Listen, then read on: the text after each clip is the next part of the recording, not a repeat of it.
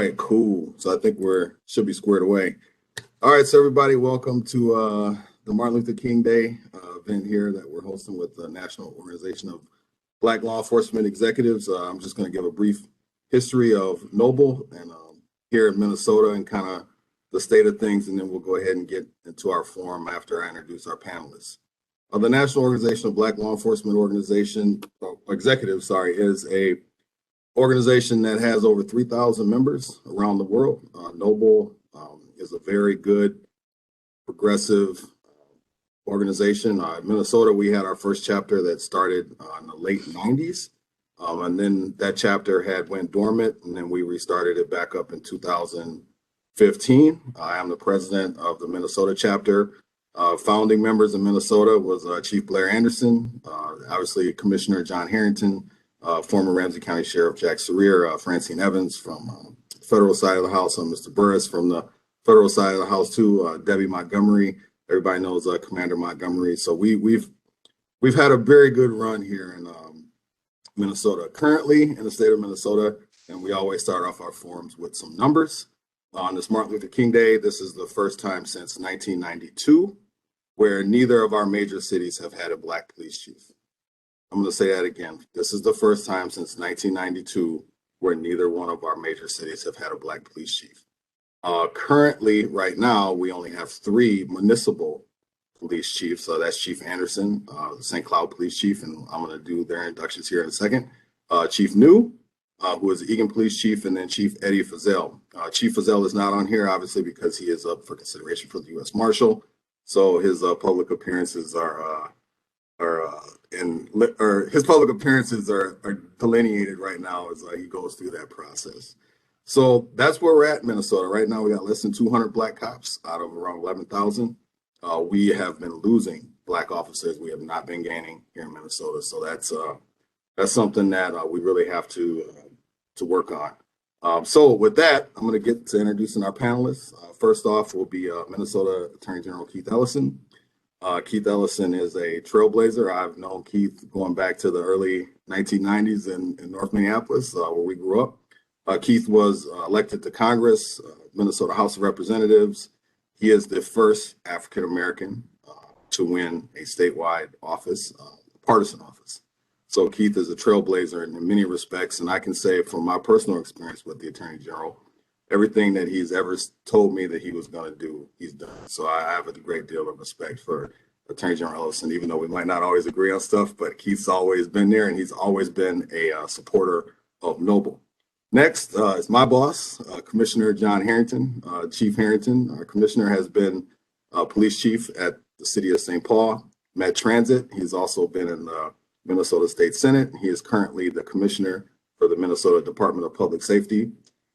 Commissioner Harrington has not changed. My first chief interview when I interviewed police chief was with Chief Harrington back in 2005. And I pull up that interview today. And I'm pretty sure if I asked him those same questions, he would have the same responses. So Commissioner Harrington has not changed a bit. Next up on my list, and I'm going in order of seniority here, is Chief Anderson. Chief Anderson, Blair Anderson, St. Cloud Police Chief. St. Cloud has around 69,000 residents. Chief Anderson's been chief in St. Cloud for going on almost 10 years now. Chief Anderson and I were in Dakota County together. I've always had a lot of respect for Chief Anderson, despite the fact that he and the Attorney General are both from Detroit. We still get along. So Chief Anderson is the personality in and of itself. You will get to see that today. Next up is Chief New. Chief New is the police chief in Egan. For those of you who are watching, Egan is where the Vikings practice facility is. Chief New is the first African-American chief, as Chief Anderson is, in the city of Egan.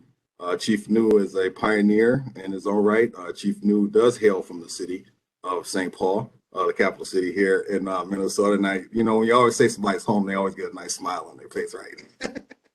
Egan also has 69,000 residents. Next up is Director Swana Kirkland. I've known Director Kirkland going back, when do we meet, like 06, 07. Director Kirkland has been a Ramsey County deputy. She's been a Ramsey County sergeant, Ramsey County commander. She oversees Dakota County Community Corrections. And as we talk about recruitment and getting people into the business, Director Kirkland had created a women's academy in Ramsey County that was a phenomenal piece that was done. We got a lot of women to join the profession of law enforcement, and Director Kirkland is very dedicated to her work. There's nobody that's ever going to outwork Director Kirkland. Right now, she oversees community corrections, and everybody on this webinar here is a member of Noble, and that's what we do here at Noble. Is we want to make sure that we highlight our membership. So with that, I'll get started. The quote of the day that we're going to use was MLK said this back in 1963. Rarely do we find men who willingly engage in hard, solid thinking. There is an almost universal quest for easy answers and half-baked solutions. Nothing pains some people more than having to think. So in that vein today, we know we got a lot of public safety is a big concern here in Minnesota. And I personally believe that Minnesota, despite, we have some of the worst disparities in the country for education, but the biggest disparity that we have is in public safety, specifically with communities of color. That is the biggest disparity we have in Minnesota, in my opinion. But today is not about me, it's about y'all. So with that, let's get started. First, we will start with Attorney General Ellison. In your current role, what have you done to maintain public safety? Well, first of all, let me thank you for inviting me, Booker. I definitely appreciate it. You and I go back to when you were a teenager running for governor, and it's such a joy to see how you've grown, developed, and all the things that you're doing. And it's good to see you, Chief Blair, Commissioner, Director, everybody. It's good to see all of y'all, and it's really a joy. Let me also say that thank you for your role in law enforcement and what you do for our community. The real truth is all human beings have a right to be secure and safe, and you all provide that service every single day. I think that is so critical. You all run into dangerous places when other people are quite reasonably running out of them. And you do it because you believe in that fundamental human right to be safe and protected, and you provide that protection and safety. And I'm grateful for it. I just want to say that I know that as a Black police officer, you find yourself in an interesting position because on the one hand, the ethnic group you come from is so often, on the business end of the criminal justice system, both as victims, defendants, in many ways. And at the same time, you are a police officer. It's your job to protect and provide, and you sometimes get credit for the system when it works well, and you get blamed when it doesn't work well.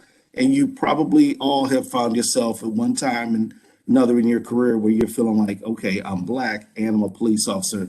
These two communities are not like getting along that great right now. That makes me feel a little torn.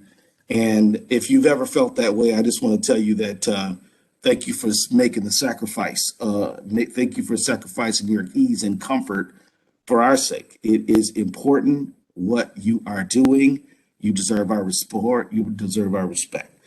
Now, what am I doing about safety? First of all, I represent safety organizations. I'm John Harrington's lawyer. I represent his agencies. I represent the troopers. I represent the Department of Corrections. I represent all these agencies. I think I have an important role around public safety. But here's another interesting thing. My office does not do direct prosecution unless we are asked to do so. So in other words, people all know, everybody knows about how my office led the prosecution in Chauvin and even in Potter.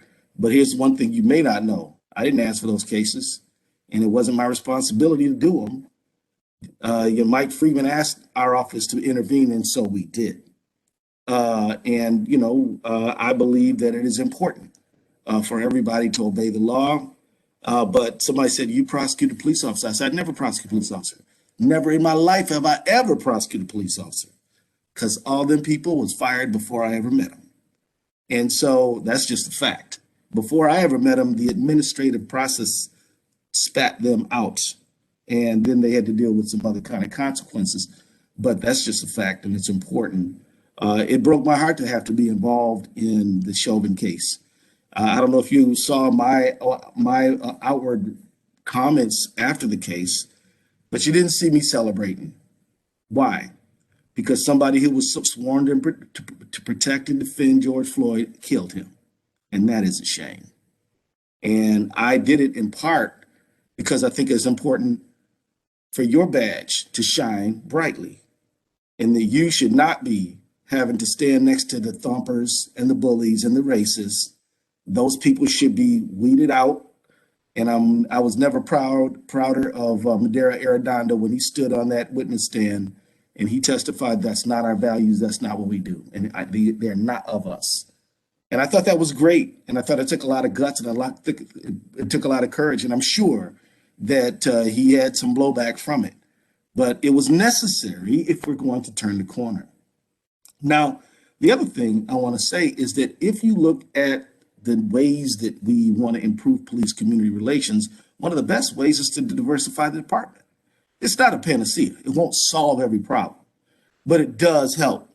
There was a recent report out of Chicago that showed statistically that diversity may not solve all the problem, but it helps quite a lot.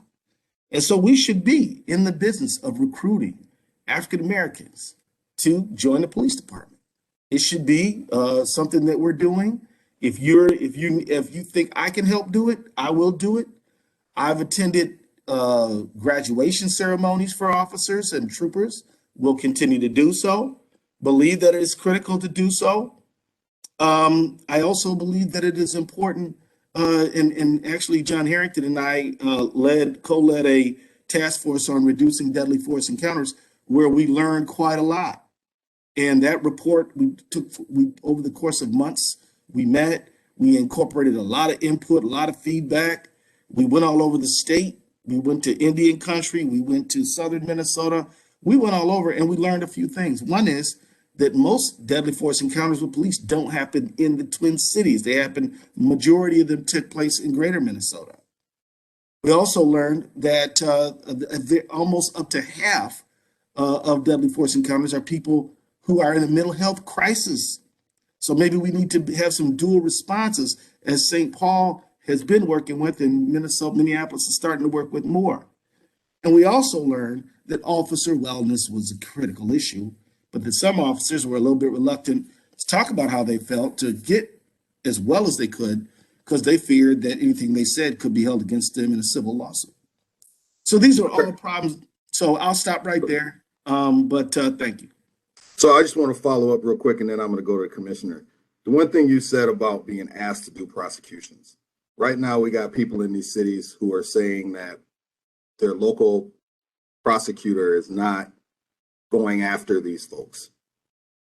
I just want for people watching this to correctly understand that in order for your office to get involved, the county attorney themselves has to ask you. It's not Joe Blow or Jane Blow citizen reaching out to the attorney general. It's the county attorney of record that has to ask you to do that. Yes, but also the governor can appoint me. And in Chauvin, both happened. Mike Freeman called me and said, can we do this together? And Tim Walz said, would you do this? So I said, I'll do it, and Mike can help. So that's what happened. And then the other one, protesters were protesting. So Mike started with Mike Freeman, went to Pete Orpett. Pete Orpett started being the target of a lot of protests. You know, Pete Orpett has Parkinson's, and his wife was like, you can't keep this case because it's making you too nervous. So they called me in. So that's how I ended up. Cool. All right, next up, we'll do seniority, then we'll backtrack. So Commissioner Harrington, in your role, what have you done to maintain public safety? Thanks, Booker.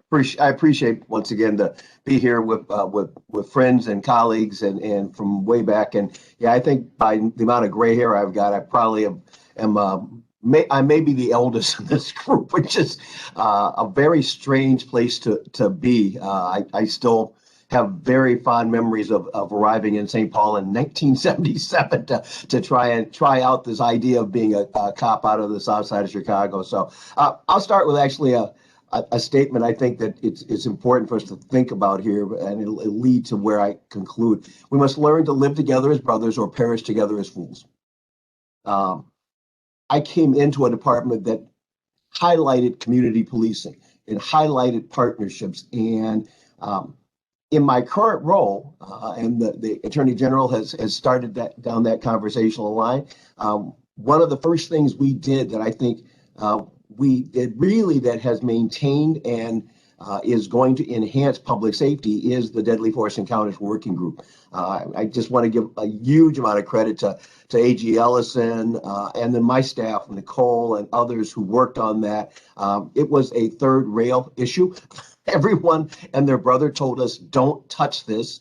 Nothing good can come out of it. And what has come out of it is, I think, probably the most sweeping legislation to reduce deadly force encounters. But more importantly, in terms of what is going on to maintain public safety, it brought us together to have a conversation about trust between the community and the police. And if you don't have trust between the community and the police, you don't have folks that call the police when crimes happen. You don't have folks that will stand up as witnesses to crime. You don't have folks who will give you the information that allows you to hold folks that are bad actors accountable. You don't have community groups that will support those folks when they come out of prison and help them turn their lives around into a productive way. So I really think that the Deadly Force Encounters Working Group, which, yeah, it did seek to reduce deadly force on both sides of the line. We wanted to see less gunplay by both the young people in our communities and the young officers in our communities. But it highlighted the need to engage and build trust. Since that, what it did is it launched DPS to change from a very inwardly focusing agency to being more outwardly focusing and more externally focusing. And I can tell you that things like in the last year, sending the aviation unit from the Minnesota State Patrol to patrol South Minneapolis when they were having a rash of carjackings would not have happened if we hadn't had that conversation with community about how do we build trust. Moving BCA agents out of greater Minnesota narcotics cases and moving them into Twin Cities gun cases. And they've literally made dozens and dozens of arrests on that. Would not have happened if we hadn't had that initial conversation about being more outwardly focused.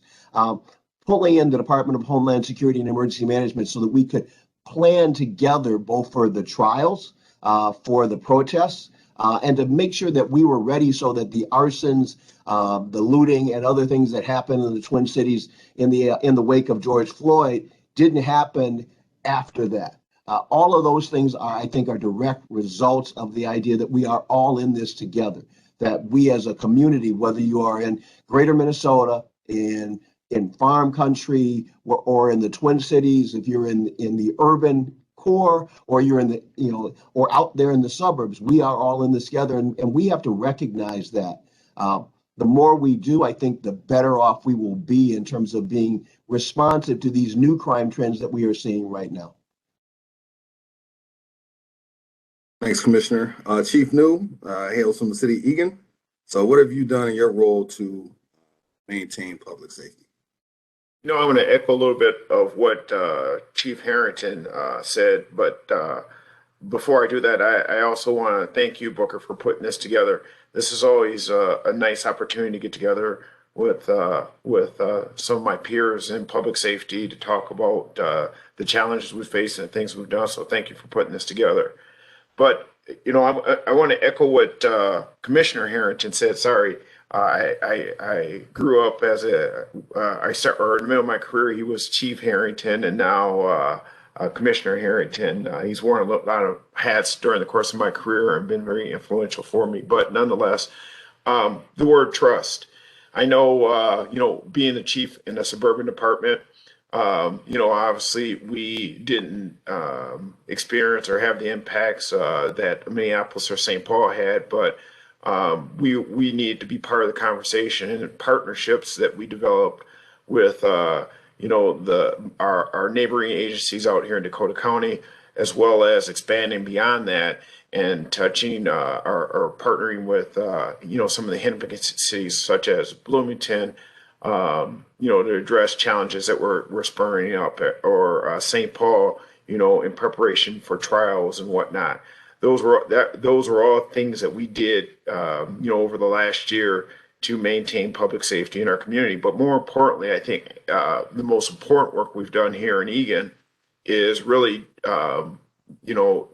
we've really tried to connect with our community, especially trying to build that trust with our minority community. And that started a number of years ago, far before George Floyd or anyone else happened. We were thinking outside the box of how are we being more of a responsive agency to all of our community members. And we started a group here in Egan called a community affairs group, specifically targeting our minority community, to have some open and honest conversations, which has led to community conversations. We've had different speakers come in, but trust is a key word. And really what's been beneficial for me as chief with this group is they've been a sounding board to help provide some direction in how I lead the organization. Thanks, Chief. Chief Anderson, I know you're in Florida trying to figure out that light, man. Normally works if you put the computer on the other side of the window and the window shines on you. I'm just saying, I may have a little bit of experience. Fine. I want y'all to see the palm trees, so I'm not that concerned about my light, but thank you. And let me also thank you for putting this together, and let me apologize for my casual attire, because I am in Florida, and you asked me if I would be on this, and I would I wouldn't want to be anywhere else, and so I'll take a little bit of time out of my time here so that I can participate. But I am honoring our heritage with my Negro League Homestead Grays jersey on, and so let me start to answer your question with one of the many things that Dr. King said that has reverberated through me. So if you ask what have I done for public safety, first I'm going to tell you why. And one of the most famous quotes, and he had many, was, if a man hasn't found something to die for, then he isn't fit to live. I am that corny guy who became a police officer to make the world safe for everybody, particularly for kids, because somebody did it for me. So what have I done? I've tried to use my platform and my position to make sure of one thing. And I don't have a lot of rules, but every potential employee for the St. Cloud Police Department who comes in is told this, and it is reinforced, and that is that we do not strip human beings of their dignity ever. I don't care what their zip code is. I don't care how much money they make. I don't care what package they're wrapped in, their religious preference, any of that stuff. They're human beings first. And so everything we do is designed to make sure that we preserve their dignity. And in the event that someone who is working with and for me does that, they have to come see me. And it is not a pleasant visit. So more practically, one of the things that we live by in St. Cloud is what I call our wheel of integrity. So imagine a wheel with 5 spokes, if you will, and every spoke represents a value, and they are honesty, humility, transparency, accountability, and respect. And so that is our moral compass, and you will see that on our squad cars and our buildings, on our uniforms. That is what we live by. And the idea is, if any of those are missing when you're dealing with another human being, you check yourself and you start over. Because to me, that's the best way to make sure we preserve dignity. Again, more practically, we started co-responder models. AG Ellison mentioned that a lot of the encounters that we are having now, we've all seen this spike. People are in a mental health crisis. We were not prepared for that as law enforcement. It was not in our wheelhouse, but we have to change and we have to adapt. And so we have a mental health clinician paired up with a police officer to answer some of those calls to make sure that they don't go sideways.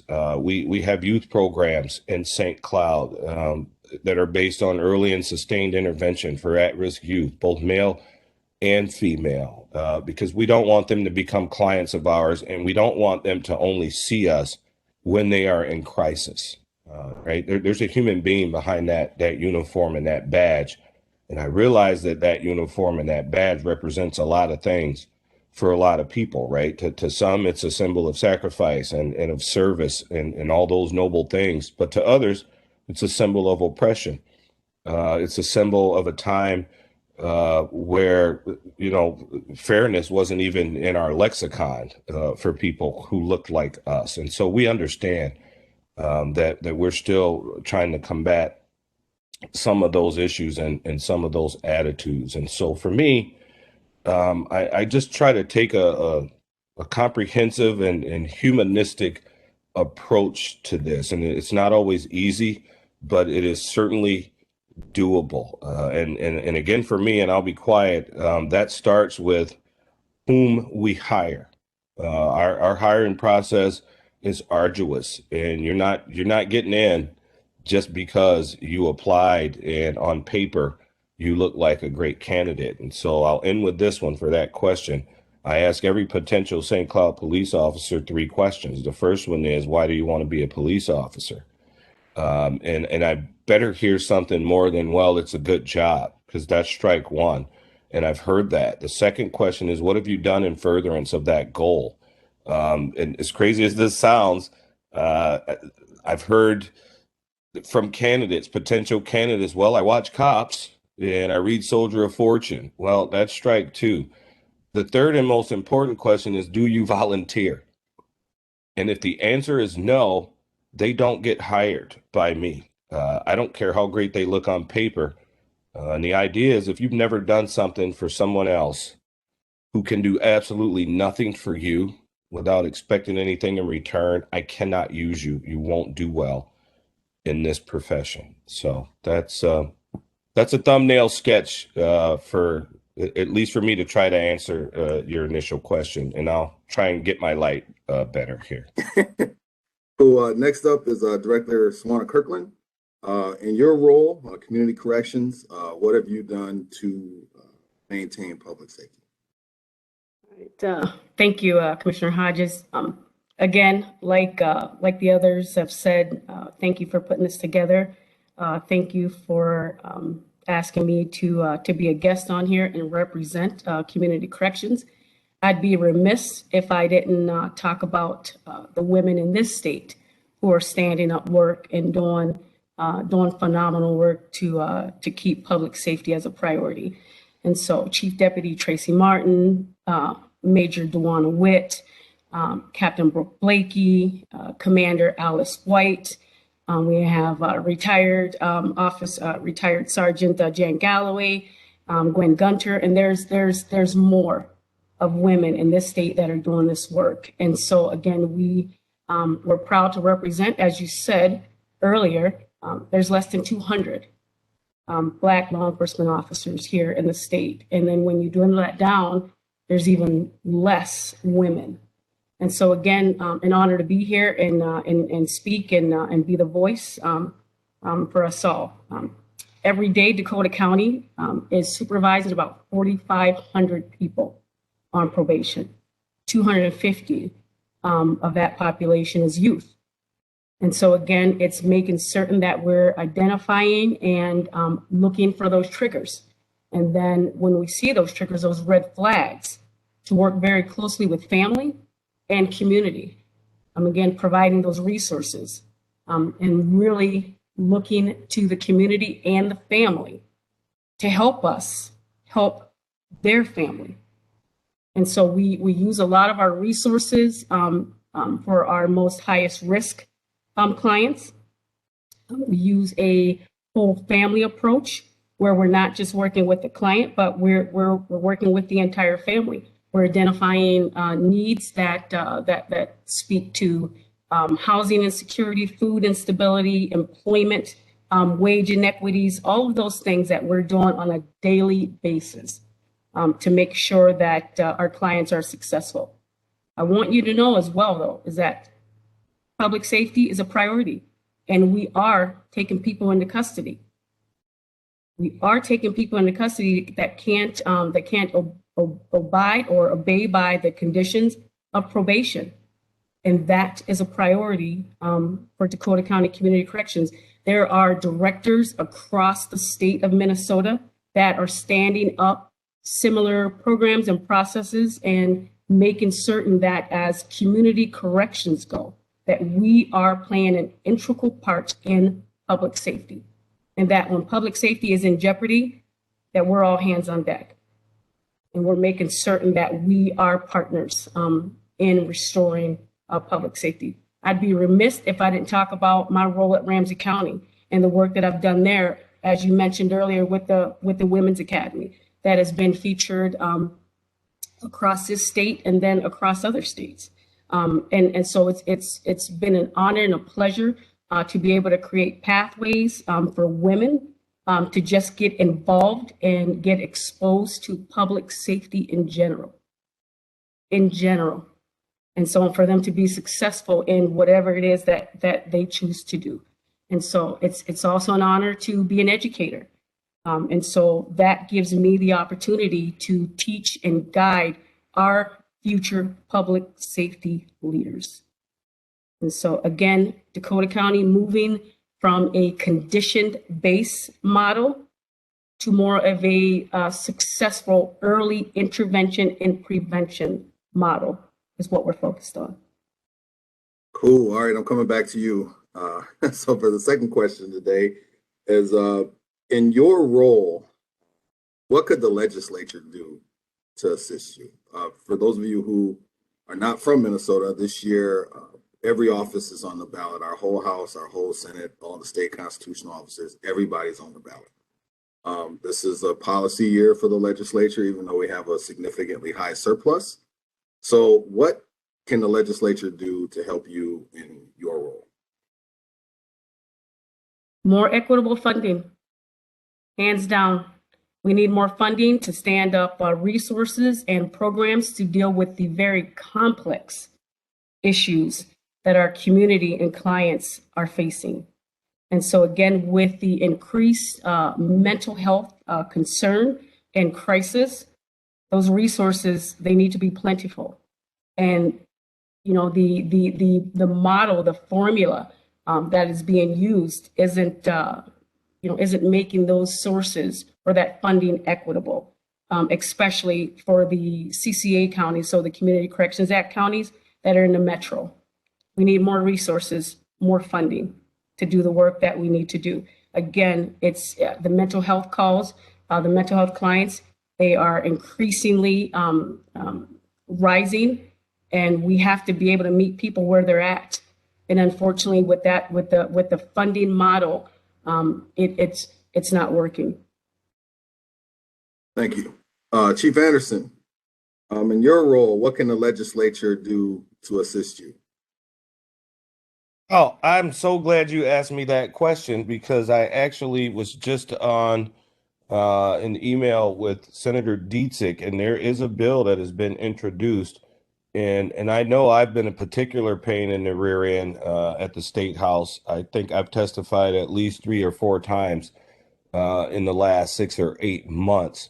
And one of the things that I've continuously asked him for is we've got enough laws. And so how about if we modify some of the laws we have to make things a little bit easier for us to do our jobs? And the first example I have is the Minnesota Medical Records Act, which is more restrictive than HIPAA.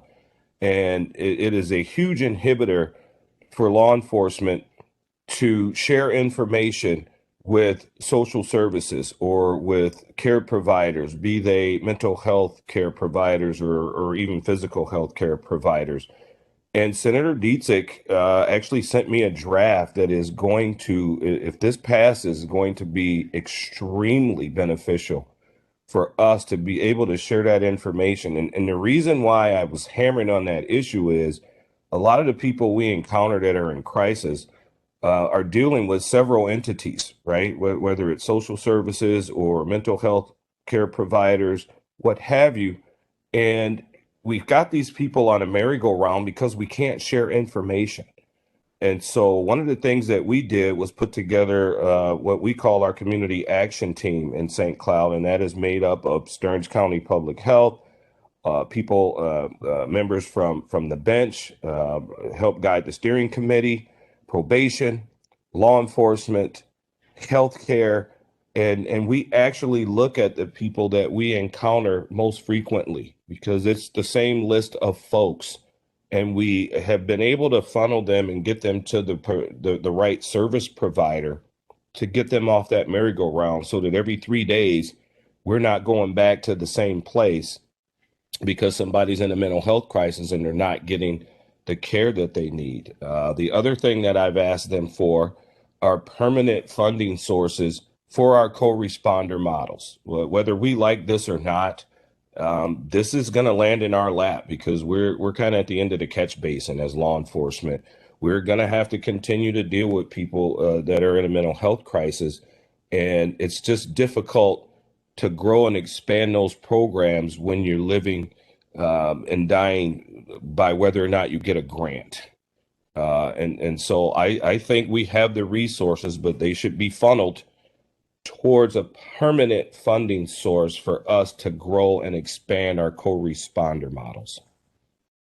Thanks, Chief. Chief New, what can the legislature do to help you in your role? I couldn't agree with Chief Anderson more. And, yesterday as I was, checking in and reading through emails, I came across one that talked about a gentleman in my community that was suffering from mental health and decided to go get a rifle. And our officers are responding because, again, we have the responsibility of creating a safe environment. And we later found out that this individual may have had some of our officers in his crosshairs. What we're dealing with in public safety right now is real. And if there was, something that I could add to what Chief Anderson said is when we start talking about co-responder models or who should or shouldn't respond or, funding for police, one of the things I would ask, legislatures or elected officials is pause and take a moment to learn and understand before you make, write a bill, understand what goes into law enforcement. Over the past year, I think there was a lot of conversations about what we should and shouldn't be doing in policing. Yet, I don't think that there was a lot of understanding of the impacts of decisions that may come out of decisions that came out of the Capitol.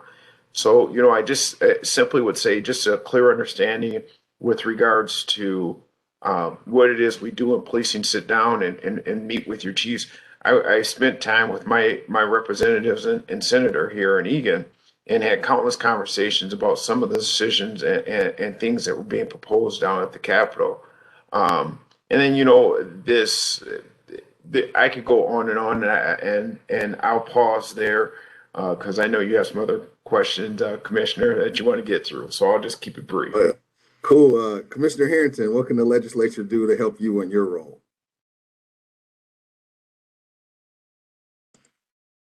You're on mute, Commissioner. I'd say my first answer to that is support community-based problem solving.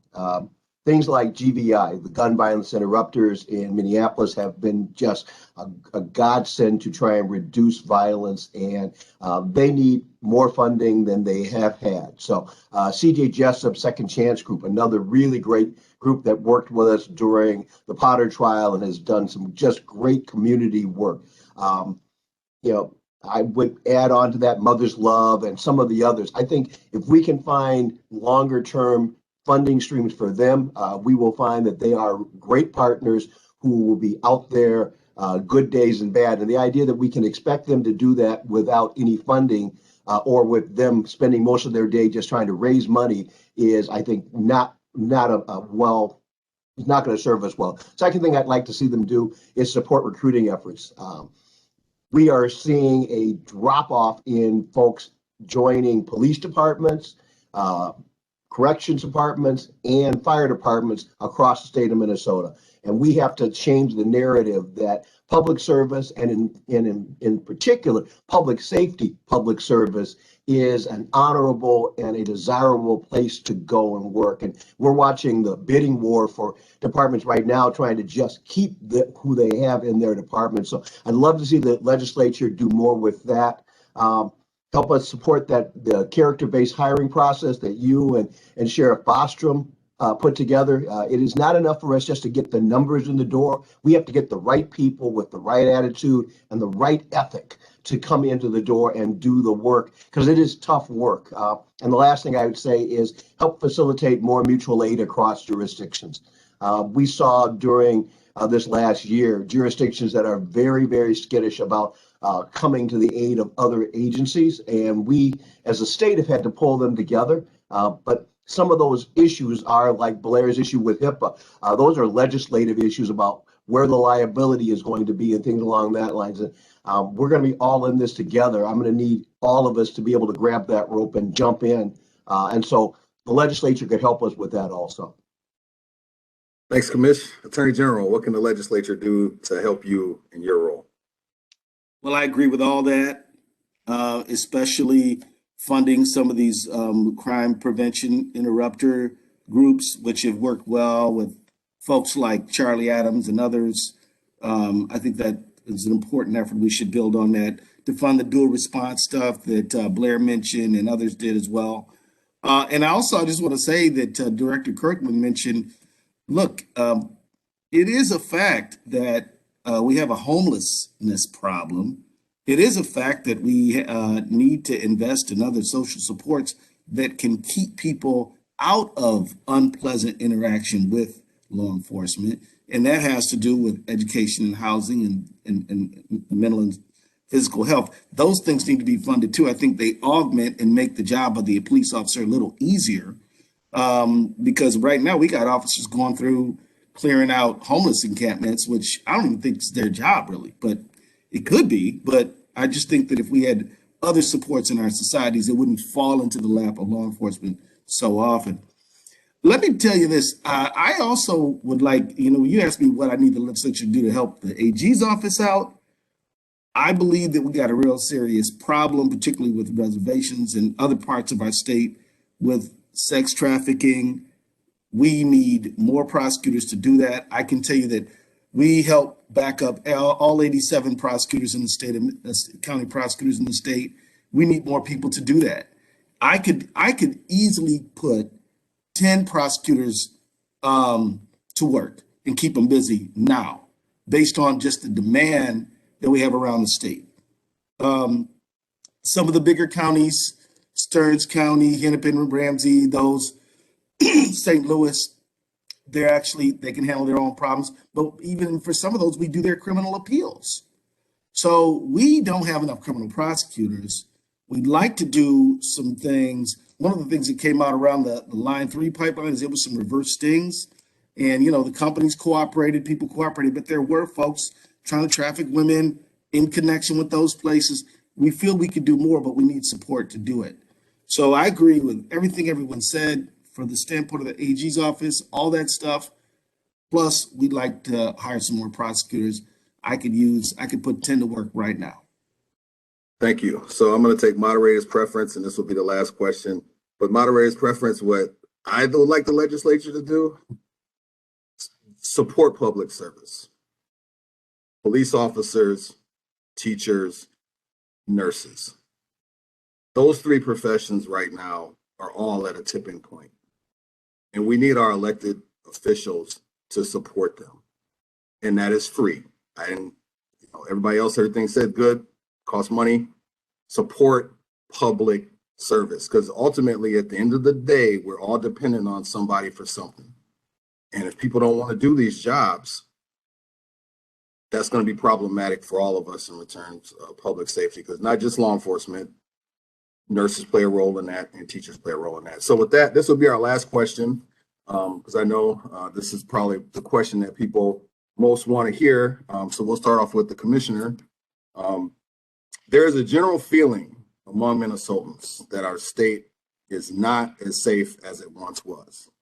With a record number of people dying this year as a result of homicides, the public is clamoring for answers and solutions. They want to know what those in charge are going to do to keep them safe or address rising crime rates. How would you respond to these people? I would respond, I'll take King's quote, darkness cannot drive out darkness. Only light can do that. Hate cannot drive out hate. Only love can do that. What that says to me is that we're not going to police our way out of the criminal justice problem. This is a parenting problem. This is a community problem. This is a church problem. This is all of our problem. And it's going to take all of us coming together to come up with a solution. I am not going to be able to lock up enough young people to make this problem go away. I think it is imperative at this time that we come together. And I'm having that conversation, for example, with Reverend Spence and Reverend Patterson from the God Squad and the churches over on the St. Paul side. I'm having that conversation with Bishop Howe and Reverend McAfee on the Minneapolis side about how do we get our children back under control? How do we as a community, and it's not just the Twin Cities, that's a conversation that I need to have in Duluth, and I need to have it in Rochester, and I need to have it on the reservations and all across the state. So the numbers are the numbers, and some of those numbers are just clearly bad decisions by a lot of people. The fatals, we had a record year of fatals. Also, the overdose deaths, I think, have tripled in the last couple of years. All of those are symptoms of a bigger problem, and we have to now get to how do we actually solve the real heart of the problem. And I think that comes back to what are we doing with our children, and how are we raising them, and how are our communities supporting what is lawful behavior. Thanks, Commish. Next, I'm going to move to Director Kirkland. How would you respond to those people? Absolutely. Community support, community feedback, family support, family feedback. A lot of families don't want to get involved or be the one that turns that family member in, but we need that. We have to move from a fear-based model to a trust model of probation. To a trust model of probation. We need more landlords and people that can employ folks with records. We need the support, yes, as Commissioner Harrington said, of the churches. We need the support of the community. We need the support of all the stakeholders. We need to make certain that community corrections is at the table. Absolutely. And so again, this is not a one size fits all. It has to be the priority and on the minds and on the hearts of all. People Thanks. deserve to be safe in their homes and in the community where they worship and where they entertain. And so it has to be a priority for everyone involved, everyone. So I'm going to go to Chief Anderson, Chief New, and then we'll close out with Minnesota Attorney General Keith Ellison. So Chief Anderson. So let me just say ditto, ditto, and ditto, particularly to Commissioner Harrington. I have gotten into trouble with people for saying I'm not above parent shaming anymore because I'm tired of it. I grew up in the hood. I grew up in Detroit. I grew up in one of the most violent neighborhoods in the world. But you know what we had? We had adults, we had parents who would intervene, whether it was your own parents or Miss Johnson down the block or Mr. Kenny next door. If they saw you doing something stupid, they would intervene. And we have gotten away from that. And we are on our second generation now of kids being raised by kids. And everybody's afraid to say anything because we don't want to offend anybody. But I'm not. I'm tired of it. When I read my shift logs and see that a 12-year-old punched his mother in the face because she took his phone. What? Are you kidding? Try that with my mother. She's all of 4'8", and she will leave you right where she found you. But we can't say that anymore. We can't do that anymore, lest we fear being proponents of child abuse and all this nonsense. Meanwhile, young folks, and it's not just in the state of Minnesota or in our 87 counties. This is all over the place. This is all over the world. And I'm sorry if it makes me a dinosaur. When I was a kid growing up, the only opinion I had was the one my parents gave me, right? They weren't interested in what I thought because their job was to parent me and make sure that I reached my full potential because they were the adults and I was the kid. And again, I get into trouble when I say stuff like this, but that's okay. I had a reporter ask me one time, well, you don't think there's anything that, a 16-year-old can teach you? My answer is unequivocally no. I'm over 50. Sorry. I have kids in their 30s. So, no, a 16-year-old teenager can't teach me anything that is going to be beneficial for me helping them reach their full potential. And that's not me being hard-headed. That's me being an adult. And we need to get back to that. So I'm sorry, I got a little bit far afield, but I thought that the commissioner just nailed that one. I also like your comments at the end there. We need support. We need the narrative to change, and nothing that I'm saying here is different than anything I've said at the State House or to anybody who would ask me. The narrative has to shift. It really does. We are losing people. I lost 5 officers in 4 days. After the Potter verdict, and I can't be upset with them because we've put our folks that are in charge with our public safety, and I'm not talking about the Derek Chauvins of the world. There was something wrong with his soul. All the training in the world would not have helped or changed him, and I've said that publicly. My point is, we've got people working in this job now that are scared. They're terrified. And to me, that's more dangerous than anything because that's going to create more inaction than we need. And that's when people really start to get hurt on a broader spectrum. So I want to see the narrative change. I want to see our elected officials support us. I want to see our community support us, and I know that starts with us, right? We built the trust in St. Cloud. We've got a community policing agreement signed by 24 advocacy and community groups that is reviewed at least semi-annually, biannually. And so it's that kind of grassroots work that we need to continue on and the recruiting part, because we are at critical mass right now. I don't think people understand this, but I'm concerned with the number of people leaving law enforcement or not wanting to get into public safety at all. So with that, I'll be quiet. All right. So Chief New. Well, in an effort to avoid repeating what others have said, because I think they're right on point. And it takes countless partnerships to make this thing work. And I think we need to be at that table, having those difficult conversations, evaluating all things law enforcement or how we gain control of where things go. Because as Commissioner Harrington said, we're not going to arrest our way out of the problem. We are simply a part of the solution.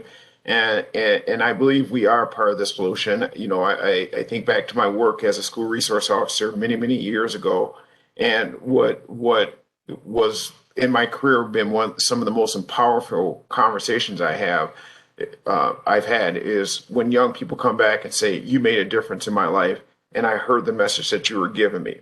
That's powerful, and that truly. That should serve as an example that we are part of the solution. Public safety, law enforcement is. And then, again, I want to piggyback off of something Chief Anderson said. We have to make it okay to do policing in the community. We have to support our police. We have to make it okay for folks to go out and do their job. Because I would agree with Chief Anderson. You have people that are walking around on eggshells right now. And when you talk about crime rates, things happening in the community, I think, this is no knock on our partners in the fire services, but you don't want police to become to use a fire model where we're just responding when the fire occurs. We need to be proactive in what we do, but that means being proactive in the community with community engagement opportunities and being part of those conversations. But it also means if there's something that's suspicious and we know what suspicious looks like in our profession, we have to be able to support it. And leaders in law enforcement also, I've always said we have to look at it and call the light switch effect. And what I mean by that is the light switch can't go off for accountability when it's one of our own in the uniform, but at the same time, we need to scream and holler when our folks do something right. Thanks, Chief. Attorney General, you got 3 minutes. All right, thank you, and I'll try to be direct. You know, first of all, I agree with everything everybody said. I even agree with the need to have parents do more active in moral training for their kids, but I believe that we need to support parents too. I mean, if you look at this economy, a lot of parents, they're in very fragile economic circumstances. We need to acknowledge that. The money that came forward during the beginning of the pandemic was very helpful. The moratorium on evictions was helpful. But, I think that we should expect parents to parent better. We should expect society to support parents to do that. So it's all of us in this together, as has been said. Let me say that we've seen reducing crime trends over the course of the last few decades. In the last year or two, we've seen them shoot up. What happened over the last 2 years? Well, COVID. I think we have not really looked at the psychosocial implications of COVID. COVID means kids are not in school as much, which means they're out running around doing all kinds of things. The age of some of these carjackers indicates to me that if we could occupy them, there's a portion of this problem we might not have.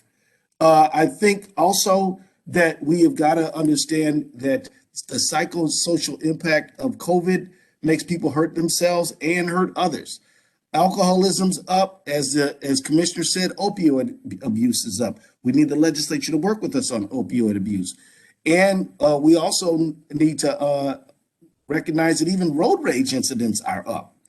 And of course, we see issues of white supremacy violence up as well. And so we need to have a meeting on the psychosocial implications of COVID and how it is undermining public safety in general. Because yes, individual accountability, but also we know that people respond to what's happening in society. We need to look at both, not ignore one to the detriment of the other. So I want to say thanks for having me in this conversation. I'm really grateful for you guys. I thank you for it. Black police officers have a very special role in leading our society forward. I hope I have enough time to simply say this. I was not really of an age of awareness at this time, but from my study, I know that after the 1960s civil unrest, that there was a spike in crime in 68, 69, which people like Richard Nixon rode in on. When he rode in on, communities wanted safety. What he gave them is mass incarceration. Same thing in the 90s with the crack phenomenon. Community said, I cannot have that 19-year-old selling dope on my corner. Completely, absolutely reasonable. On the other hand, we say, okay, we're going to incarcerate a massive number of Americans, young people, over 2 million people behind bars. We're not safer. People still use drugs. Black police officers can say, we're going to hold people accountable and we're going to maintain humane responses so that we can have a safer society, because we don't have enough prison cells to lock everybody up who's crossed the line. So that's one of the things. As Black officers, let's have the sympathy for the victim, but then also understand that defendant probably is coming back if we don't change their hearts and their minds and their circumstances.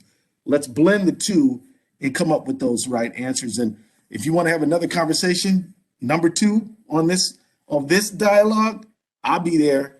And Blair, my Detroit brother, how you doing, man? All right, so thanks everybody. Thank you for participating. And Dr. King, I would be remiss if I didn't say this. United States of America is still the greatest country in the world. At the end of the day, You know, we've got our racial issues, but you've never seen a black president in Russia. You have never seen a Latin president in China. So understand that this is the first country that has tried to do this. Yes, we've had some hiccups, we've had some misunderstandings, we've had a brutal history. But to me, this is the best country on the face of the earth. And understand that Dr. King believed that too. And that's why he gave his life at a young 38 years old. So with that, thank you. Enjoy Dr. King today. Thank you again, everybody. Good job. And this recording, I don't know how our communications folks are going to get it up, but I'll figure something out. So have a good rest of your day. Thank you. Mhm. Great job, Booker. Thank you. Thank you. Thank you.